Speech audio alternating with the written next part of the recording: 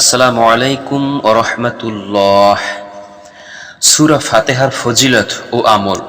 সূরা ফাতিহা হলো মহা ঔষধ।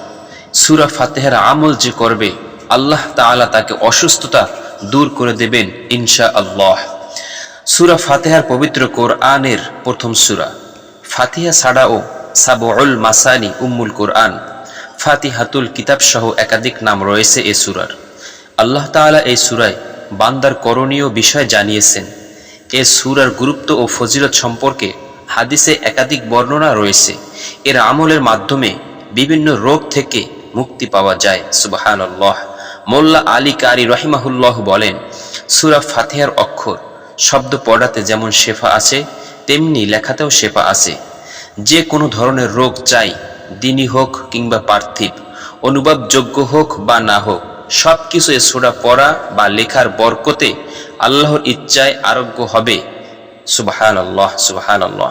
হযরত আবু সাঈদ খুদরি রাদিয়াল্লাহু তাআলা আনহু থেকে বর্ণিত এক হাদিসে এসেছে, কয়েকজন সাহাবী আরবের এক গোত্রে এলেন। গোত্রের লোকেরা তাদের কোনো মেহমানদারি করল না। হঠাৎ ওই গোত্রের নেতাকে সাপে কাটে। তখন তারা এসে বলল, আপনাদের কাছে কি কোনো ঔষধ আছে? তারা উত্তর দিলেন, হ্যাঁ আছে, তবে তোমাদের আমাদের মেহমানদারি করাতে হবে। আমরা প্রচণ্ড ক্ষুধার্ত। তারা মেহমানদারি করতে রাজি হলো।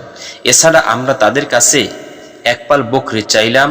তখন একজন সাহাবী উম্মুল কোরআন সূরা ফাতিহা পড়ে মুখে থুতু জমা করে সে ব্যক্তির ক্ষতে মেখে দিলেন। ফলে বিষ নেমে গেল এবং সে সুস্থ হয়ে গেল। সাহাবীরা খাওয়া দাওয়া করে নবী করিম সাল্লাল্লাহু আলাইহি ওয়াসাল্লাম এর কাছে বকরি সহ ফিরে এলেন। তারা রাসূল সাল্লাল্লাহু আলাইহি ওয়াসাল্লাম এর কাছে জানতে চাইলেন তাদের এই ধরনের কাজ ঠিক হলো কিনা। নবীজি সাল্লাল্লাহু আলাইহি ওয়াসাল্লাম শুনে মুস্কি হাসলেন এবং বললেন, ঠিক আছে, বকরিগুলো নিয়ে যাও এবং তাতে আমার জন্য একটু অংশ রেখে দিও। বুখারী শরীফের হাদিস। সুবহানাল্লাহ। আল্লাহ রাসূল সাল্লাল্লাহু আলাইহি ওয়াসাল্লাম হযরত আবু সাঈদ ইবনে মুআল্লা রাদিয়াল্লাহু থেকে বর্ণিত হয়েছে, একদা হযরত রাসূল সাল্লাল্লাহু আলাইহি সাল্লাম বললেন, আমি কি মসজিদ থেকে বের হওয়ার আগে তোমাদের কোরআনের শ্রেষ্ঠতম সূরা শিক্ষা দেব না? তারপর যখন মসজিদ থেকে বের হওয়ার ইচ্ছা পোষণ করলাম, তখন বললাম, ইয়া রাসূলুল্লাহ সাল্লাল্লাহু আলাইহি সাল্লাম, আপনি না আমাকে কোরআনের শ্রেষ্ঠতর সূরা শেখাবার কথা বলেছিলেন? তিনি বললেন, তা হলো সূরা আলহামদুলিল্লাহি রাব্বিল আলামিন। এটি সেই 7টি পূর্ণ আয়াত এবং আমাকে প্রদত্ত মহা কোরআন। সুবহানাল্লাহ। এটি সেই 7টি পূর্ণ আয়াত এবং আমাকে প্রদত্ত মহা কোরআন। সুবহানাল্লাহ। সূরা ফাতিহার আমল। সূরা ফাতিহাকে রাসূল সাল্লাল্লাহু আলাইহি ওয়াসাল্লাম সমগ্র রোগের মহা ঔষধ বলেছেন।